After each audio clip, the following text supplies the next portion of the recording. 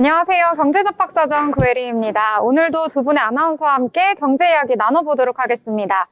한 주의 정 가운데 수요일입니다. 이 수요일인 만큼 좀 체력이 많이 떨어지셨을 것 같습니다. 오늘 국내 증시도 좀 힘을 못 쓰고 있는 하루가 흘러갔는데요. 그렇다면 간밤에 미증시는 어떻게 흘러갔을지 먼저 확인하고 넘어가 보도록 하겠습니다. 자, 이 미국의 대선을 앞두고 뉴욕 증시는 변동성이 커진 모습이 나타났습니다. 이 빅테크의 실적 발표 주간이 다가오면서 좀 증시도 출렁이고 있는 모습이 나타났는데요. 이 나스닥 같은 경우에는 최고치를 경신하면서 마감을 했습니다. 이 장중에 역대 최고치를 2거래일 만에 경신하고 이 3개월 만에 최고 마감 기록까지 새로 썼는데요. 또 오늘 아침에 미국장 마감 후에는 알파벳의 3분기 실적 발표가 있었습니다. 매출과 주당 순이익 모두 시장의 전망을 웃도는 모습이 나오면서 이 정규장에서는 1%대 상승, 시간외에서는 5%대 급등을 하면서 마감을 했는데요. 또 AMD 같은 경우에는 좀 이 엔비디아의 이 경쟁사다라고 해서 많은 분들이 주목을 하셨는데 이 실적 가이던스 부진에 따라서 시간외에서는 10% 넘게 하락을 하면서 마감을 했습니다. 또 이 경제 지표들도 발표가 됐습니다. 이 고용 시장이 안정되었다, 이러한 이 결과가 나왔는데요. 이 소비자들의 경제 안정 심리가 회복이 되었다, 이렇게 평가가 나오고 있습니다. 이 9월의 구직 건수 같은 경우에는 744만 건으로 시장의 전망치를 밑도는 모습이 나왔고요. 이는 2021년 이후 가장 낮은 수치라고 합니다. 또 이 미국의 대선이 일주일 앞으로 다가오면서 이 정치적인 이슈도 이 경제 상황까지 영향을 주고 있습니다. 관련주도 일찍 움직이는 모습이 나타났는데요. 특히 오늘 같은 경우에는 비트코인이 정말 크게 올랐습니다. 관련주도 일찍 움직이는 모습이 나타났는데요. 이 비트코인 같은 경우에는 7개월 만에 처음으로 73,000달러를 돌파하기도 했습니다. 역대 최고치를 근접을 했는데요. 저도 이 뉴스를 보자마자 몇 년 전에 한 2차 불장이 왔을 때 이 3분의 1 토막이 났던 나의 코인은 어떻게 되었나라고 간만에 들어가 봤더니 정말 한 3,000원 정도 플러스가 된 채로 움직이고 있더라고요. 그래서 드디어 플러스구나, 이제 뺄 때가 되었다라는 생각까지 했습니다.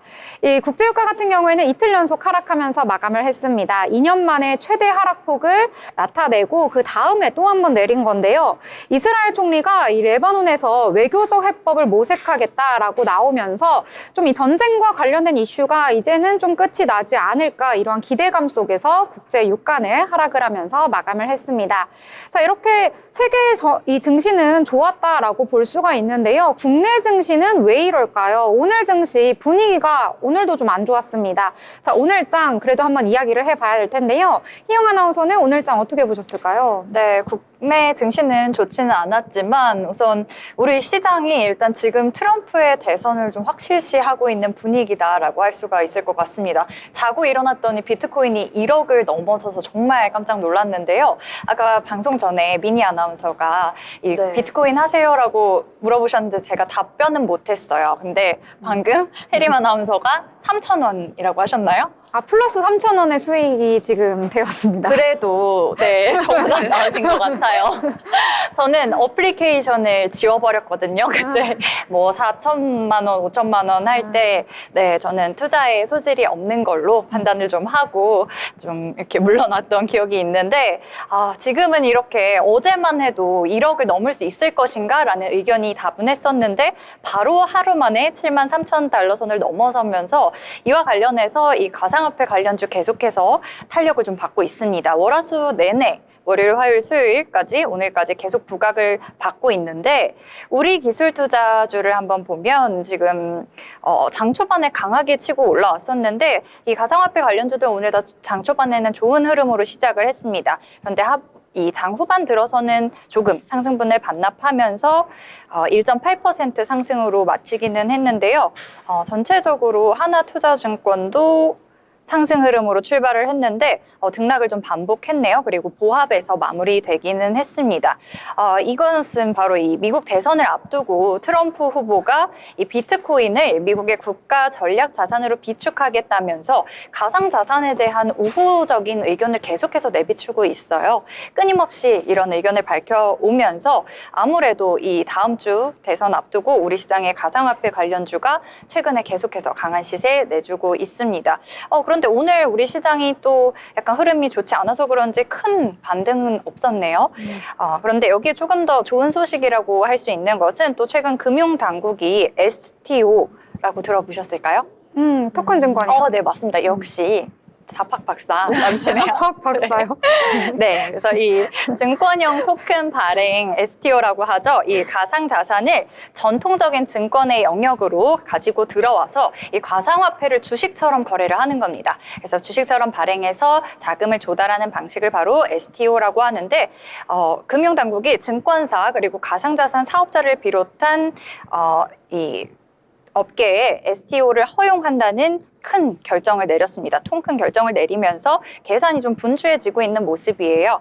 그래서 이때 발행되는 이 토큰이 증권에 적용되는 자본시장법 등의 규제도 동일하게 받을 예정이라고 전해지면서 거의 이제 우리가 현금을 사용하듯이 주식을 거래하듯이 이런 토큰의 형식으로 가상화폐를 사용하게 될 거라는 이런 좀 희망적인 가상화폐계의 희망적인 소식이 아닐까 싶은데, 실제 사례를 살펴보면 이 예술 작품 투자 플랫폼에서는 앤디 워홀이라는 이제 유명 작가의 미술품 소유권을 잘게 쪼개서 하나당 $20에 판매를 한 바가 있고요. 그리고 또 부동산 조각 투자 플랫폼에서 강남 빌딩까지도 이렇게 토큰을 활용해서 소유권을 또 판매를 한 적이 있다고 합니다. 또 이 밖에도 우리 유튜브 채널, 그리고 음악 저작권, 귀금속, 탄소 배출권까지도 이렇게 다양한 자산이 증권형 토큰으로 거래가 될 수 있을 것으로 기대가 모아지고 있는데, 이 가상화폐 관련주들 흐름 언제까지 좋을지, 또 한편으로는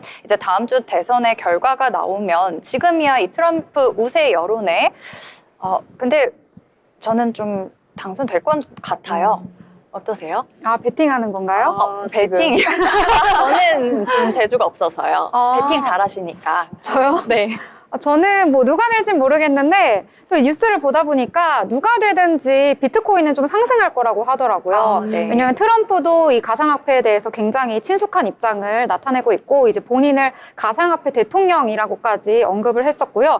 해리스 같은 경우에도 이 가상자산에 대해서 우호적인 입장을 계속 내놨기 때문에 이 바이든 정부와는 차별화되었다. 그래서 둘 중에 누가 되든지 이 가상화폐 비트코인 시장은 좀 계속해서 상승할 것이다. 이런 의견이 좀 나오고 있어서 일단은 누가 되든지 저의 이 비트코인 3,000원은 살아있지 않을까. 네. 그런데 이 또 한간에서는 이 대선 끝나고 나면 또 이 거품 꺼지는 거 아니냐 이런 우려도 있다고 합니다. 그래서 결과가 나온 이후에 어떻게 주가 흐름 갈지는 조금 더 지켜보셔야겠습니다. 네, 비트코인 이야기 해주셨는데요. 비트코인 아마 좀 물리셔가지고 가지고 있으신 분들 많으실 것 같습니다. 이제 1억을 넘었다고 하니까 한번 오랜만에 앱 설치해 보신 다음에 이제 로그인 하셔가지고 얼마 정도 되었나라고 한번 체크해 보시면 좋을 것 같네요. 자, 그렇다면 오늘 미니 아나운서는 어떤 테마 보셨을까요? 네, 제가 오늘 소개할 종목은 경영권 분쟁을 겪고 있는 한미사이언스입니다. 한미약품 일가의 경영권 분쟁이 격화되면서 지주사인 한미사이언스의 주가가 급등하고 있는데요. 한미사이언스는 28일 신동국 한양정밀 회장을 비롯한 2명이 회사를 상대로 주주 명부 열람 등상 가처분 소송을 제기했다고 공지했습니다. 이에 경영권 분쟁이 격화되면서 투자자들의 주목을 받고 있는 걸로 보여지는데요. 현재 한미사이언스는 25.54% 상승한 52,100원에 장을 마감했습니다. 전날에도 이미 주가가 8% 넘게 상승했는데요. 이러한 강세를 계속 이어나가고 있는 모양새입니다. 다음으로 소개할 종목은 고려아연인데요. 경영권 분쟁이 진행 중인 고려아연이 유상증자를 결정하자 29.94% 급락했습니다. 고려아연은 오늘 이사회를 열어 373만 2,650주의 신주를 발행하기로 결정했는데요. 현재 상장된 주식 수의 15%가 넘는 물량인 만큼 금액으로 환산하면 2조 5천억 원의 규모를 나타내고 있습니다. 추후 청약 공고에 따라 소액주주, 개인 등 다양한 투자자가 참여할 수 있는 일반 공모 증자를 실시하는데요. 고려아연은 일반 공모 유상 증자를 통해 국민기업으로 도약하겠다는 입장을 밝히기도 했습니다. 네. 이 고려아연 같은 경우에는 계속해서 좀 뜨겁게 불타오르고 있는 이슈인 것 같습니다. 오늘 또 이제 금감원이 내일 긴급 현안 브리핑을 하겠다라는 뉴스까지 나오기도 했는데요. 이와 관련해서 또 어떤 내용 찾으셨다고요? 네, 오늘 시장 보시면 또 이 주가 상승에는 경영권 분쟁 이슈가 좀 최고 아닌가라는 생각도 좀 드는 시장 분위기였습니다. 이 고려아연 때문이다라는 이야기들도 많은데 고려아연 지금 10거래일 연속 상승 중인가요? 10거래일 맞나요? 그동안 이렇게 너무 많이 올랐었고 또 어제 시총 10위까지 오르다 보니까 주가 하락 기여율이 오늘 30%는 차지하고 있다라는 이야기도 있습니다. 이 시총이 워낙 커지다 보니 아무래도 영향력이 크겠죠. 오늘 고려아연 주가 하락하면서 코스피 지수에 영향을 많이 끼치면서 좀 끌어내렸는데 이 경영권 분쟁 테마로 조성이 될 만큼 또 많은 종목들이 경영권 이슈로 오르고 내리기를 반복하고 있습니다. 퀀텀온 이 기업의 주가를 한번 보시면요. 오늘 상한가 달성한 그룹입니다. 장 초반부터 아까 혜림 아나운서가 몇 시에 이 상한가를 기록했다고 알려주셨는데 퀀텀이요? 네, 퀀텀. 퀀텀 같은 경우에는 오늘 9시 2분, 그러니까 장 개장하고 나서 2분 만에 바로 상한가 직행했고요. VI는 장 개장하고 한 20초 만에 걸렸더라고요. 네, 그러면 오늘 정말 9시 2분 장 개장과 동시에 뜨거운 감자였다고 할 수 있을 것 같은데요. 역시나 이 경영권 분쟁 테마에 합류를 하면서 오늘 지금 306원이 올랐나요? 1328원에 상한가 기록하면서 종가는 형성했습니다. 그리고 또 예림당, 대명소노, TA홀딩스 그리고 TA항공까지 지지난주부터 계속해서 또 오름세를 보여왔잖아요. 역시나 경영권 분쟁 이슈가 있는 이 종목들이고요. 또 오늘 또 이 장 후반 들어서 속보가 있었죠. 신세계 그룹이 정기 인사에서 이 신세계 백화점과 이마트의 경영권을 계열 분리를 공식화했다는 소식 전하면서 계열사 주가 일제히 상승했는데요. 신세계는 보니까 큰 상승폭은 없었습니다. 지금 보시면은 1.54% 오른 15만 1,400원의 종가 형성에 있는데요. 계열사들이 조금 더 이 수혜를 받은 것 같아요. 이렇게 경영권 테마주가 상승을 할 때는 좀 무섭게 또 상승폭을 보여주는 반면에 하락할 때는 또 그 하락폭도 조금은 대비를 하셔야 되기 때문에 투자에는 조금 신중한 고민이 필요해 보입니다. 네. 고려아연 아까 말씀해 주셨는데 5거래일 연속해서 상승을 하다가 오늘 6거래일 만에 하락하는 모습 보여줬는데요. 하락폭이 꽤 심합니다. 이제 아예 하한가를 맞아버렸기 때문에 앞으로 이 경영과 관련해서 어떻게 흘러가고 있는지 이 부분 반드시 체크를 해보셔야 될 것 같습니다. 자, 그렇다면 오늘 이야기 한번 다 같이 해봤는데요. 본 방송에서 제공하는 정보는 투자 판단에 대한 조언일 뿐 해당 종목의 가치, 상승과 하락에 대해서는 보장하지 않습니다.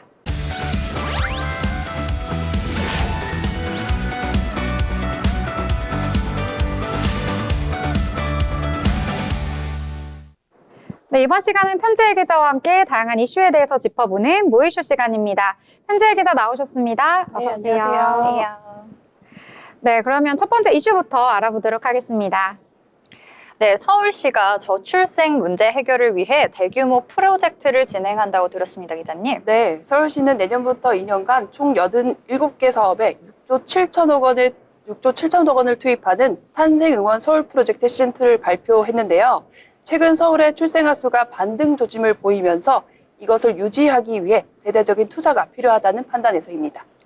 네, 저는 아이가 없지만 이제 주위를 보면은 친구들이 아이를 낳을 때가 아닌가 하는 친구들, 결혼한 지 좀 몇 년 된 이 부부들도 아이를 낳는 부부는 사실 많지 않은 것 같아요. 주위만 둘러봐도. 그래요? 네. 네. 저만의 이야기인가요? 네, 서울 출생아 수가 전년 동기 대비 6.6%가 증가했다고 하는 희소식이 있더라고요. 네. 오랜만에 듣는 이 소식인데 구체적으로는 어떤 정책들이 포함이 돼 있을까요? 네, 우선 주거 문제 해결을 위해 미리 내 집 장기 전세 주택을 확대한다고 합니다. 1자녀 출산 시 거주 기간을 10년에서 20년으로 연장하고 2자녀 이상 출산 시에는 시세보다 저렴한 가격으로 주택 매입도 가능하게 하는 제도입니다. 또한 무주택 가구에 월 30만 원씩 주거비 지원도 시행한다고 하네요.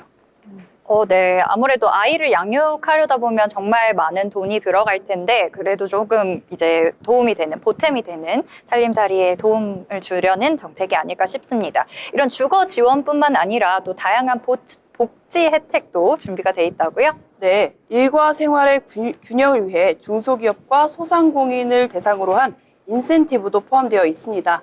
육아휴직 시 대체 인력을 지원하고 출산휴가가 없는 자영업자와 프리랜서에게는 출산휴가 급여를 제공하는 방안도 도입된다고 합니다. 네. 주거뿐만 아니라 출산과 육아, 아이를 돌보는 이런 너무 힘들잖아요. 사실 혼자 하기에는 어려움도 있고 네. 이런 실질적인 도움을 주는 지원 제도인 것 같습니다. 또 이런 젊은 층을 겨냥한 다른 제도들도 있을까요? 네, 신혼부부에게는 결혼 준비 비용 부담을 줄이기 위해서 결혼 살림비를 최대 100만 원을 지원한다고 합니다.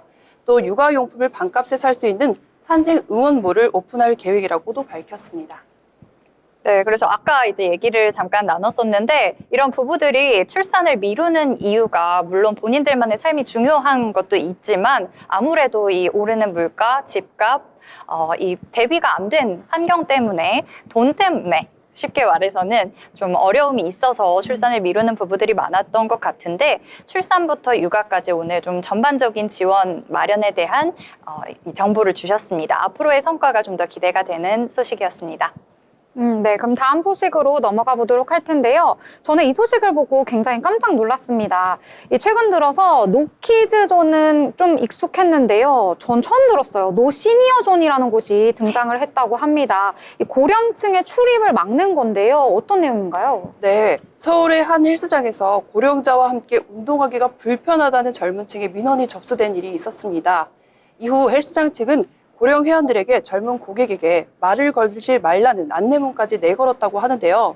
또 다른 헬스장에서는 70세 이상 신규 회원은 받지 않겠다는 방침을 내세우기도 했다고 합니다. 주된 이유는 안전사고와 관리 부담 때문이라는 입장인데요. 일부 시설에서는 고령 회원들의 사고 비율이 높다며 가입을 제한하고 있는 상황이라고 합니다. 이제 노인들을 차별하는 좀 행태가 나타나는 게 아닌가라는 생각이 좀 개인적으로는 들기도 하는데요. 이 고령층 입장에서는 차별을 당하고 있다 이렇게 느끼실 것 같은데요. 네, 그렇습니다. 올해 초 68세 A씨는 서울 강남의 한 스포츠센터에서 1년 회원권을 등록하려다 나이가 많아서 어렵다는 이유로 거절당하기도 했다고 합니다. 국가인권위원회는 이에 대해서 나이에 따른 가입 제한은 차별이라며 강력하게 경고했다고 합니다.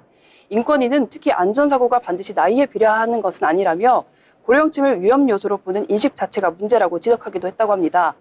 고령자 배제가 정당화가 되면 사회적 갈등으로 번질 수 있다는 우려도 함께 제기되기도 했습니다. 네. 이 노키즈존이 처음에 생겼을 때도 약간의 논란이 일기도 했었는데 이번에 시니어존까지 생기다 보니까 이 노인들을 배려하기보다는 좀 이렇게 배척하고 배제하려는 분위기가 나타난 게 아닌가 싶은데요. 어떤가요? 네, 맞습니다. 지난해 한 프랜차이즈 카페에서는 종업원이 한 고령층 손님에게 이용 시간이 길어 젊은 손님이 오지 않는다며 불만을 제기해 논란이 일기도 했었는데요. 결국 본사 사과로 마무리되기도 했었습니다. 대구의 한 4성급 호텔 헬스장에서는 76세 이상 고령자의 이용을 금지해 비판이 쏟아지기도 했었습니다. 이런 조치들은 고령층을 공공장소에서 배제하는 흐름을 보여주고 있는 셈인데요. 헬스장과 카페에서조차 고령층이 환영받지 못하는 현실이기도 합니다. 이 이용자들과 또 이 영업을 하는 운영진 입장에 좀 차이가 있는 것 같은데 이게 또 개개인의 가치관이 다르다 보니까 좀 입장이나 생각이 다를 것 같아요. 어떻게 좀 갈리나요? 네, 그렇습니다.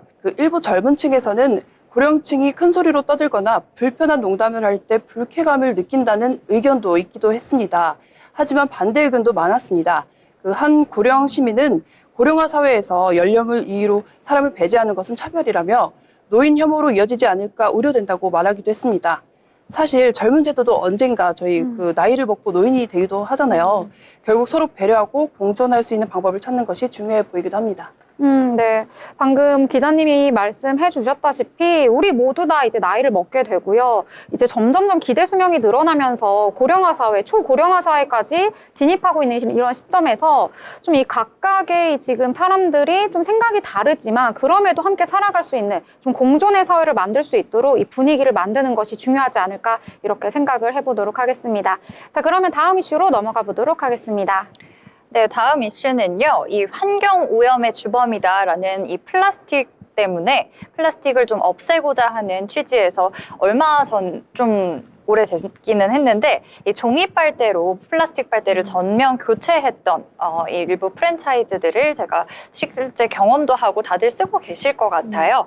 그래서 이렇게 환경을 위해서 도입한 종이 빨대가 요즘에는 오히려 소비자들에게 외면을 받고 있다는데요. 네, 일회용 플라스틱 사용을 줄이기 위해서 전 세계 식음료 업계가 종이 빨대를 도입했지만 소비자들의 불만이 이어지면서 퇴출 움직임이 나타나고 있습니다. 대표적으로 글로벌 음료 브랜드 카프리선은 내달부터 한국에서 종이 빨대를 플라스틱 빨대로 다시 바꾸기로 했다고 합니다. 국내에서 카프리선을 생산하는 농심은 종이 빨대가 음료 포장을 잘 뚫지 못해서 불만이 매출 하락으로 이어지자 결국 플라스틱 빨대를 다시 도입하기로 했다고 밝혔습니다. 네, 이 환경 오염에는 도움이 될 수 있지만 실용성 면에서 굉장히 떨어졌던 선택이었던 것 같아요. 해외에서도 비슷한 상황이 이어지고 있나요? 네, 그렇습니다. 카프리선은 유럽에서도 종이 빨대를 재활용 가능한 플라스틱으로 대체하겠다는 계획을 밝혔습니다. 유럽연합이 플라스틱 사용 규제를 도입하면서 종이 빨대가 보편화되기도 했지만 스위스 소비자들은 불만이 계속됐다고 합니다. 카프리선 롤랜드 위닝 CEO는 종이 빨대가 음료 파우치를 뚫기가 어려웠고 사용 중 눅눅해지면서 불편을 준다며 유턴을 결정했다고 말했습니다. 네, 맞아요. 저도 잘 뚫리지 않아서 네. 휘어지기도 하고 또 오래 사용하다 보면 종이의 이 특유 향 같은 게 많이 느껴지더라고요. 그래서 음료 맛을 좀 해치는 게 아닌가라는 경험도 많이 했었는데 이 처음에는 친환경적이라 많이 사랑을 받았던 이 종이 빨대가 좋은 점만 있는 건 아닌 것 같습니다. 네, 말씀해 주신 것처럼 종이 빨대가 친환경이라는 인식에 대한 비판도 나오고 있습니다. 종이 빨대는 얇은 플라스틱 코팅을 포함해 제작되기 때문에 자연에서 완전히 분해되지가 않습니다. 오히려 분해 과정에서 환경에 해로운 물질이 나온다는 연구 결과도 발표가 되기도 했었는데요. 일각에서는 이를 그린워싱, 즉 친환경인 척하는 허위 홍보라고 비판하기도 했습니다. 저 되게 열심히 사용했었는데 좀 배신감도 들고 너무 놀라운데요. 네, 이게 잘못된 연구 결과일 수도 있다는 것이 좀 충격적이기는 한데 그렇다면 이 스타벅스나 맥도날드 앞장서서 이 종이 빨대 사용에 좀 이렇게 홍보를 했던 열심히 환경 운동을 했던 이 기업들도 종이 빨대 대신에 그럼 다른 방법들을 모색하고 있는 걸까요? 네, 스타벅스와 맥도날드는 소비자의 불편을 해소하기 위해서 빨대가 필요 없는 컵뚜껑을 도입하기도 했습니다. 한편 우리나라 정부도 카페 등에서 플라스틱 빨대를 금지하려 했지만 소비자의 반대에 부딪혀 규제를 철회한 상태입니다. 종이 빨대가 기존 플라스틱 빨대를 완전히 대체하지 못하면서 업계는 빨대 없는 환경을 추구하는 쪽으로 점점 방향을 바꾸고 있습니다. 네, 환경을 생각하는 접근도 중요하지만 오래 사용하려는 이 방법을 위해서는 실질적인 편리함 그리고 효율성을 고려하는 접근을 해야 비용적인 면에서도 효율적이지 않을까 싶습니다. 잘 들었습니다. 네, 이렇게 세 가지 다양한 이슈들 한번 자세히 한번 짚어봤는데요. 이렇게 함께해 주신 편지혜 기자 감사합니다. 네, 감사합니다. 네, 더불어 본 방송에서 제공하는 정보는 투자 판단에 대한 조언일 뿐 해당 종목의 가치, 상승과 하락에 대해서는 보장하지 않습니다.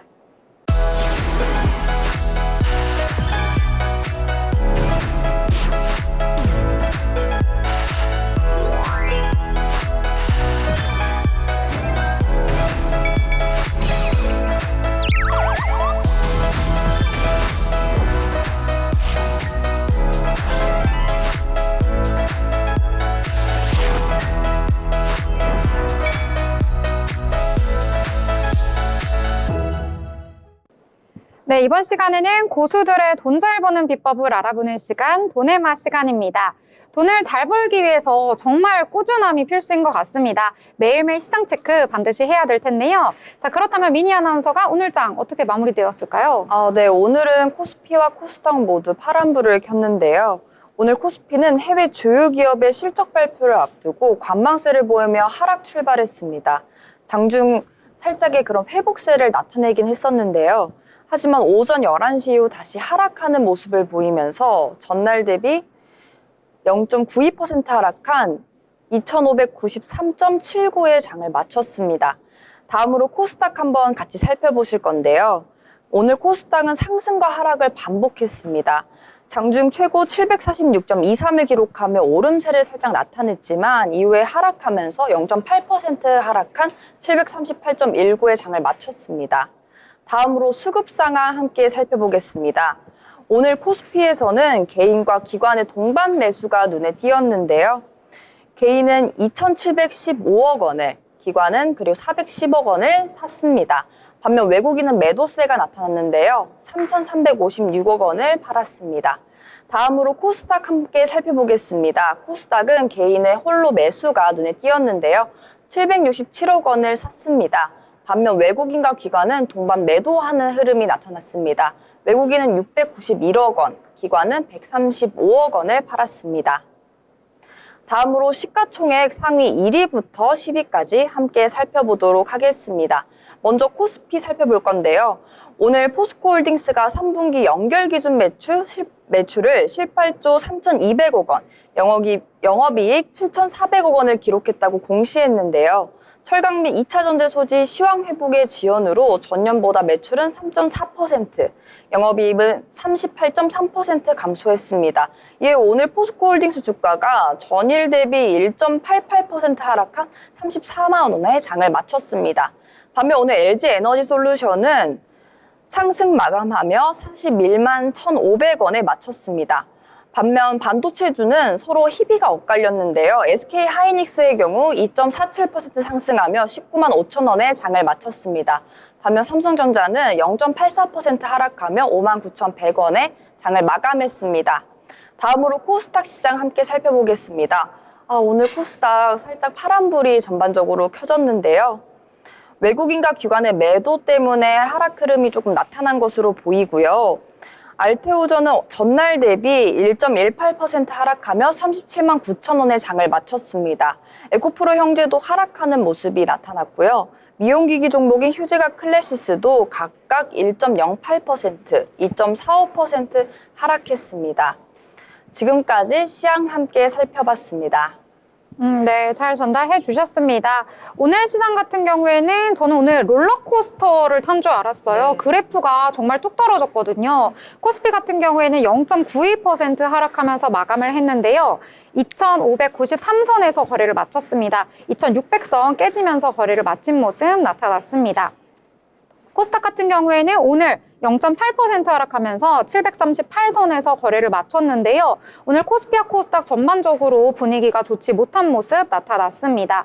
오늘 같은 경우에도 수급이 좀 좋지 못했는데요. 코스피 같은 경우에는 외국인은 매도, 기관은 매수하는 흐름 나타났고요. 코스닥은 외국인과 기관 모두 매도하는 포지션 나타났습니다. 오늘 같은 경우에는 상한가를 갔던 종목들도 코스피는 없었고요. 코스닥 같은 경우에만 3종목이 있었습니다. 그리고 오늘 코스피와 코스닥 모두 올랐던 종목에 비해서 하락했던 종목이 더 많았기 때문에 아마 계좌에 좀 빨간불 켠 종목이 그리 많지 않았을 것 같다, 이러한 생각이 드는 하루였습니다. 특히 코스피 같은 경우에는 삼성전자 일전에 33거래일째 외국인이 순매도하고 있다 말씀드렸는데 그 이후에 이틀 연속 매수 하는 모습 보여주면서 상승을 해줬거든요. 그런데 다시 좀 힘이 빠지면서 59,100원의 종가 형성했습니다. 0.84% 하락으로 마감을 했습니다. 이 오늘장에서는 다양한 이슈가 있었는데 특히 오늘 뭐 금양도 그렇고요. 아니면은 뭐 고려 아연도 그렇고요. 좀 큰 종목들이 오늘 하락을 하면서 좀 주가에 악영향을 미친 것이 아닌가, 이런 생각이 드는 하루였습니다. 자, 그럼 오늘장 그래도 저희는 오르는 테마들 한번 또 찾아보도록 할 텐데요. 희영 아나운서는 오늘장 어떤 테마 주목해 보셨을까요? 네, 파란불로 마감한 우리 시장이었지만 그래도 그 중에도 빨간불 켠 종목들은 있었겠죠. 찾아내 왔는데 순서를 좀 바꿔서 가장 좋은 소식이라고 할 수 있을 만한 것부터 좀 얘기를 해보려고 합니다. 혜림 아나운서께서 이제 삼성전자 얘기해 주셨는데 그래도 이 턴어라운드 해주면서 조금은 상승세를 보여주기는 했지만 하락 마감을 했다고 하셨어요. 하이닉스랑은 계속해서 좀 엇갈리는 사이가 좀 안 좋나 봐요, 요즘에. 디커플링 현상을 계속해서 보이고 있는데 SK하이닉스는 오늘 2.47% 상승하면서 빨간불을 좀 켜내줬습니다. 그리고 여기에 좀 기분 좋은 소식, 이 반도체와 헬스케어 헬스케어의 양대축을 앞세워서 올해 좀 좋은 실적을 기대하는 종목이에요. 동훈 아나텍 가지고 왔습니다. 이틀째 외국인 기관 순매수세 동반 순매수를 유입시키면서 연이틀 급등세를 보이고 있는데 이 3분기의 실적 발표를 앞두고 기대감을 좀 모으고 있습니다.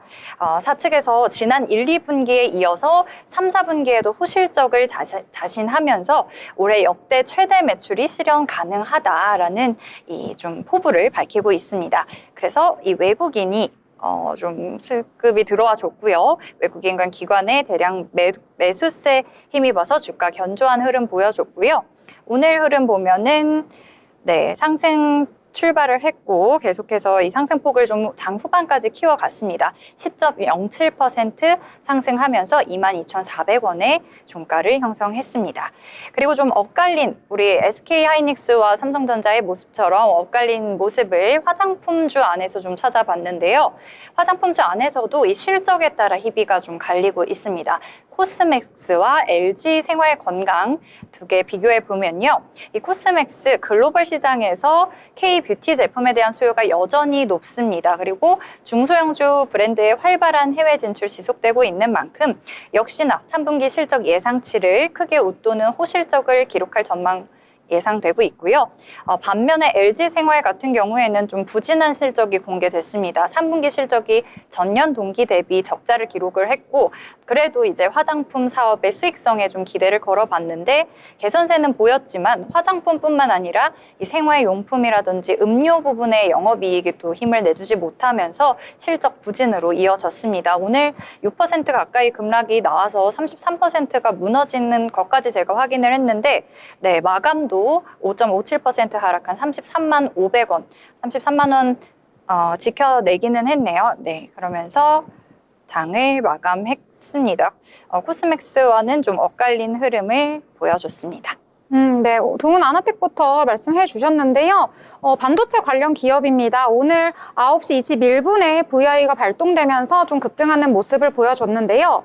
특히 동훈 아나텍 같은 경우에는 이 반도체 안에서도 사실 반도체가 정말 하루 종일 말해도 끝이 없을 정도로 범위가 굉장히 광범위하잖아요. 그 중에서도 이 팹리스와 관련이 있는 업체입니다. 또 잘 모르시는 분들이 있으실 텐데 간단하게 말하자면 이 반도체가 설계를 하는 팹리스가 있고요. 이걸 만드는 파운드리가 있는데 여기서 팹리스 쪽에 속하는 회사다라고 보시면 될 것 같습니다. 자, 그렇다면 오늘 장 또 다른 테마 어떤 테마 또 보셨을까요? 네, 제가 주목한 종목은 DYD인데요. DYD는 전날 대비 27.06% 상승한 지금 마감 보여줬고요. DYD는 오늘 장중한 때 29.9% 급등하며 일간 최대 상승폭을 터치하기도 했습니다. 이러한 상승은 우크라이나 재건 사업에 대한 기대감이 커지면서 수급이 몰리는 것으로 풀이되는데요. 오늘 윤석열 대통령은 우크라이나 평화공식 장관급 회의와 관련해서 우리나라도 우크라이나 재건 지원 정부 대표를 보낼 거라고 이야기했습니다. 이에 따라 DYD는 관계 기업인 삼부토건이 우크라이나 현지 도시와 재건 사업에 대한 업무 협약을 맺고 복구 산업을 진행할 수도 있다는 기대감에 강세를 보이는 것으로 지금 나타나고 있습니다. 네, 우크라이나 재건주 보셨는데요. 오늘 좀 핫했던 테마였던 것 같습니다. 또 오늘 좀 소소하게 좀 주목을 받았던 테마가 바로 웹툰인데요. 이 지난달 말 기준으로 일본 웹툰 플랫폼 이 탑툰 재팬의 누적 가입자 수가 334만 명을 기록했다는 소식이 전해졌습니다. 4월을 대비해서도 좀 늘어난 수치다 이렇게 볼 수가 있겠는데요. 5개월 만에 100만 명에 가까운 신규 가입자를 유치했다 이런 소식이 전해졌습니다. 또 이 11개국 언어로 K-웹툰 플랫폼을 운영하고 있는 이 수성 웹툰의 자회사 투믹스 같은 경우에는요. 이 글로벌 누적 회원이 6천만 명을 넘겼다고 밝혔습니다. 이 웹툰의 인기도 전 세계적으로 퍼져나가고 있는 상황인데요. 또 우리 네이버 웹툰 같은 경우에는 올 여름에 또 나스닥에 상장하는 모습까지 보여주면서 좀 웹툰도 전 세계 시장에서 사랑을 받고 있다 이렇게 볼 수가 있겠는데 저는 개인적으로 이제 웹툰을 또 안 봐가지고 잘 몰라가지고요. 아까 방송 전에 물어봤거든요. 우리 미니 아나운서한테 웹툰 좀 보냐고 했더니 엄청 갑자기 소곤소곤 이렇게 저희 비밀 얘기하듯이 웹툰을 엄청 좋아한다고 말해줬거든요. 네. 어떤 걸 요즘에 좀 보나요? 이제 아무래도 요즘에 트렌드가 판타지 웹툰이 조금 인기가 많다고 보니까 이제 아무래도 뭐 갑자기 가주가 됐다던가. 뭐가 돼요? 가주요. 가주요? 가주가 뭐냐면 이제 대부분의 이제 판타지 웹툰의 배경이 뭐 공작이라든지 이제 뭐 백작 이렇게 옛날 이런 시대를 회귀해서 뭐 넘어들어서 이제 새로운 차원으로 이제 가는 웹툰들이 요즘 되게 많은 인기를 끌고 있어요. 그래서 그런 웹툰 관련 산업들도 되게 발전을 많이 하고 있거든요. 실제로 이제 웹툰에 나오는 캐릭터를 이제 굿즈화해서 판매하는 그런 모습도 많이 보이고요. 전시회라든지 아니면 박람회 같은 것도 여는 모습을 확인할 수 있습니다. 네, 그렇다면 그 보셨던 웹툰 중에 추천할 만한 웹툰 혹시 있을까요?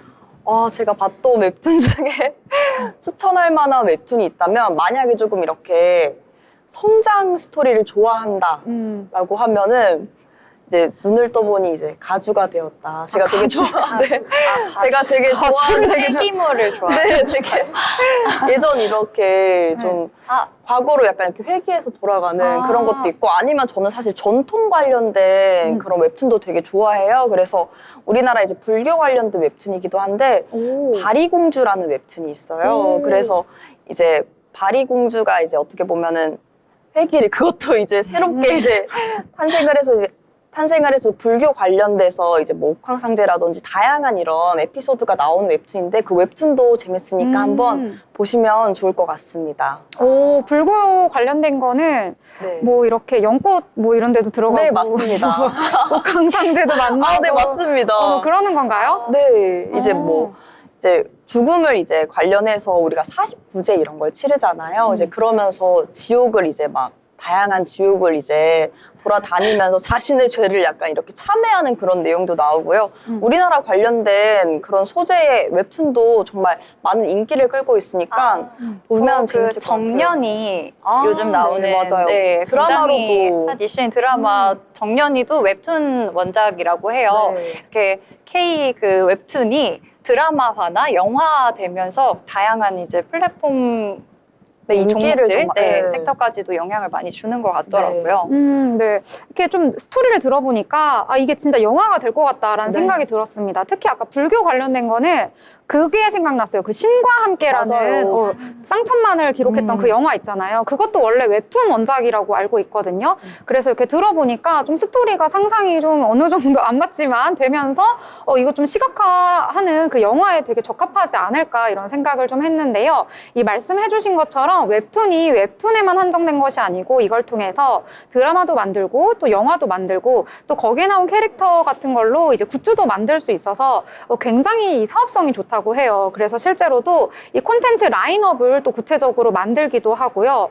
또 이 현지화 전략으로 이 현지에 좀 인기 있는 캐릭터에 맞춤으로 해서 이 웹툰을 만드는 전략까지 만들면서 이 웹툰이 앞으로 성장성이 좋다라는 이야기가 오늘 또 제시가 되면서 오늘 관련주들 상승하는 모습을 보여줬는데요. 살짝 아쉽게도 장 초반에 강세였는데 이 후반부로 들어서면서 이 하락 전환한 종목들도 좀 있었습니다. 그럼에도 불구하고 뭐 탑코미디어라든지 키다리 스튜디오, 뭐 DNC 미디어 이러한 종목들이 오늘 시장에서는 주목을 받는 흐름까지 나타났습니다.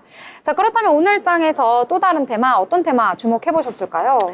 저는 진원생명과학 이 특징주 하나 더 말씀을 드리려고 해요. 진원생명과학 오늘 VI 걸렸던 속보도 떴었고요. 이 수주 공시를 발표를 하면서 이 어제는 5원 내린 상황으로 마감을 했지만 오늘 중폭 또 회복을 하면서 14% 지금 넘게 13.16% 오르면서 장을 마쳤네요. 미국 기업하고 이 38억 원 규모의 DNA 의약품 공급 계약을 체결을 했다는 소식 전하면서 이렇게 급등세를 보인 건데 360만 달러, 우리 돈으로 약 50억 원 규모의 이 플라스미드 의약품 공급 계약을 체결했다는 소식을 전하면서 매수세에 오늘 장 초반부터 이렇게 상승세를 달려둔 종목들이 장이 좋지 않았음에도 그래도 이렇게 찾아내니까 좀 있던 것을 볼 수가 있었습니다. 네. 그리고 오늘 장에서는 또 이 종목, 작년에 굉장히 핫스타였던 종목이 있죠. 바로 금양입니다. 금양이 거래가 재개가 됐는데 오늘 13%대 하락을 하면서 마감한 모습이 나타났습니다. 52주 최저가를 쓰기도 했는데요. 저는 또 금양 관련하면 여러분 배터리 많이 떠오르시잖아요. 이 배터리 아저씨가 쓴 그 K-레볼루션이라는 책을 저는 개인적으로 읽기도 했었는데 이 간만에 재개된 이 종목이 오늘은 주가가 좋지를 못했습니다. 한국거래소에서 이 금양을 불성실 공시법인으로 지정을 하면서 이 벌점 10점과 제재금 2억 원을 부과했다는 소식이 전해졌는데요. 만약에 벌점이 지금은 이제 10점이지만 누적으로 15점이 넘어가게 되면은요, 이 관리 종목에 지정될 수 있기 때문에 이 제재를 받는 것이 굉장히 큰 리스크였다라고 볼 수가 있겠습니다. 이 어떤 내용을 좀 잘못 올렸냐라고 한다면 옛날에 이제 영업이익을 공시를 했었는데 실제로 그 공시했던 영업이익에 비해서 실제로 열어보니까 한 100분의 1 정도밖에 안 됐다고 해요. 이제 거의 1,000억 원대의 영업이익을 냈다라고 했는데 실제로 열어보니 오픈해보니 한 10억 원대 정도밖에 안 되어가지고 공시를 잘못했다라고 해가지고 오늘 주가가 좋지 못했던 건데요. 불성실 공시법인에 지정이 되자마자 이 금양에는 이 홈페이지에 사과문을 올리기도 했습니다. 최선을 다했지만 좀 시행착오가 있었다라고 하면서 이 공식 사과문이 나왔던 건데요. 이 해외 광산 사업에 대해서 시행착오를 겪었다. 그래서 판단 오류가 좀 있었고 또 글로벌 배터리 시장이 한창 핫했다가 요즘에는 조금 사그라들면서 이러한 부분이 좀 수급에도 영향을 미치면서 우리가 좀 제대로 자금 유통을 못한 것 같다라는 내용의 사과문까지 올라오기도 했습니다. 하지만 또 비판이 일고 있던 부분이 뭐냐면요. 거래가 정지되기 전에 이양도 전 회장이 보유 주식을 전량 매도를 한 것으로 나타났거든요. 그래서 혹시 이 거래 정지가 되기 전에 이미 가지고 있던 것을 모두 처분한 것이 아니냐. 사실 그때는 이제 시장에서 이 가지고 있던 지분을 매도를 하니까 시장 참여자들이 굉장히 환호를 했었거든요. 아, 우리를 위해서 물량을 내던져 주는구나 라고 해서 굉장히 좋아했었는데 지금 와서 보니까 좀 배신감을 느끼는 투자자들이 많으신 것 같습니다. 그래서 내일 주가도 어떨지는 모르겠지만 뭐 아직 뭐 핑크빛, 장밋빛 전망은 나오긴 어렵지 않을까 이런 생각을 같이 개인적으로 덧붙여 보도록 하겠습니다. 자, 그렇다면 오늘 장에서 또 미니 아나운서가 주목한 테마 어떤 게 있을까요? 제가 주목한 테마는 제가 아무래도 이제 고려아연 테마 관련해가지고 이제 살펴봤었는데요. 이제 고려아연 을 또 주목했는데 이마트 신세계 네. 쪽도 보셨다고 하더라고요.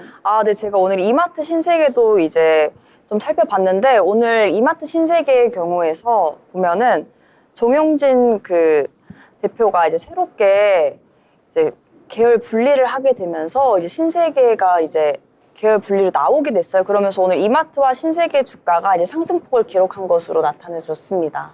네, 주로 이 경영과 관련된 종목에 관심을 많이 두시나 봐요. 네, 아무래도 경영권 분쟁이 있다고 하면은 이제 상승폭이 이제 상승과 하락을 이제 반복하면서 나타나기 때문에 그런 부분에서 있어서 좀 수익을 얻거나 아니면 이제 좀 손실을 보는 점이 있어서 좀 주목을 하는 것 같긴 합니다. 혹시 경영학과신가요?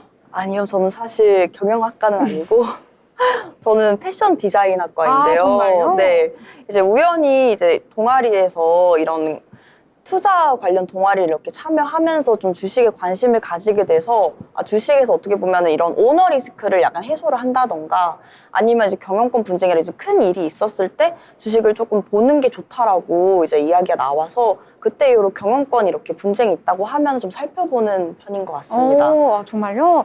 패션 이렇게 좀 재밌는 또 소재가 있었는데 이제서야 공개를 해주시다니 다음에 제가 또 만났을 때 또 파헤쳐 보도록 하겠습니다. 네.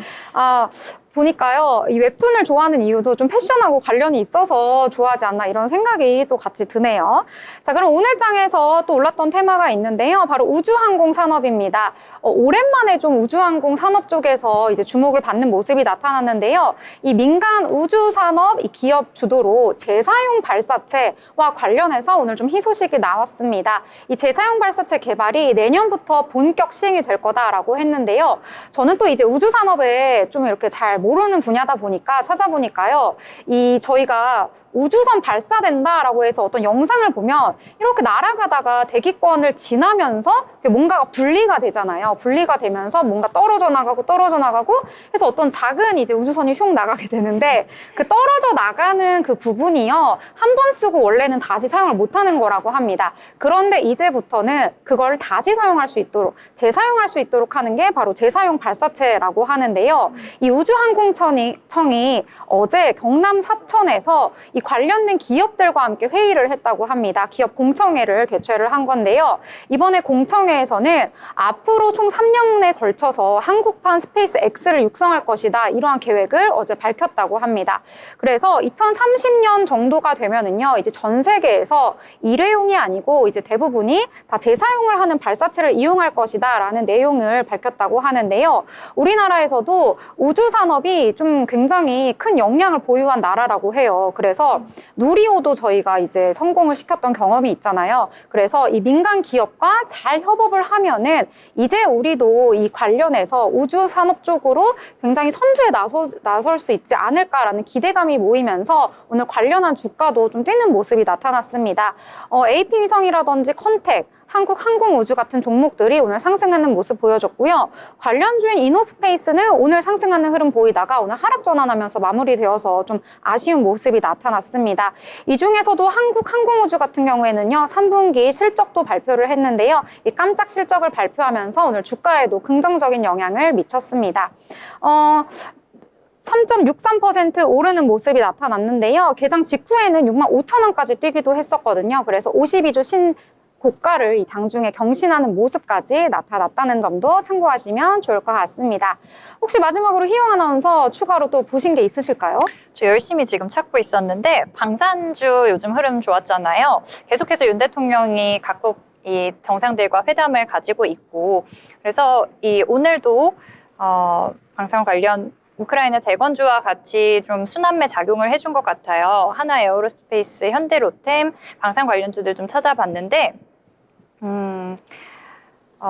그 캐나다 총리와 오늘 트리도 총리와 아까 그 소식을 전해주셨어요. 그렇죠? 북한, 러시아 파병 관련 문제에 대해서 이제 대응 방안을 좀 마련하는 회담을 가지고 나서 이제 재건주뿐만 아니라 방산주에도 영향을 미쳤습니다. 좀 실제 우크라이나의 이 북한군 파병이 좀 실제 전선 투입이 빨라질 수 있다라는 소식 전하면서 당연히 영향을 받은 건데 오늘 하나 에어로스페이스 같은 경우에는 장 초반에 좀 상승으로 출발했지만 하락 전환을 했네요. 그래서 좋은 흐름을 보여주지는 못했네요. 그리고 현대로템도 한번 살펴보면 역시나 장 초반에 오전장 중에는 조금 등락을 반복했지만 조금 좋지 않은 흐름이었네요. 그래서 또 아까 계속 화장품에서도 그렇고 반도체 쪽에서도 그렇고 좀 엇갈린 디커플링 현상이 조금은 섹터 간에 발생하고 있다라고 좀 볼 수 있을 것 같습니다.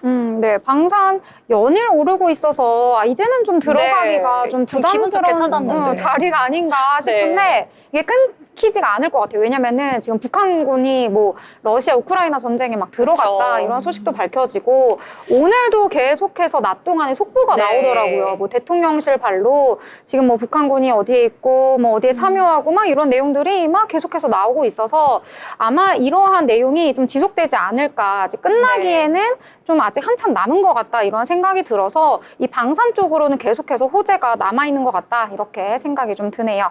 자, 이렇게 다양한 이야기들 또 저희가 함께 나눠봤습니다. 저희와 함께 이렇게 방송 들으시고 이야기 함께 나누시면서 미래를 설계하는 포트 함께 만드시면 좋을 것 같습니다. 더불어 본 방송에서 제공하는 정보는 투자 판단에 대한 조언일 뿐 해당 종목의 가치, 상승과 하락에 대해서는 보장하지 않습니다.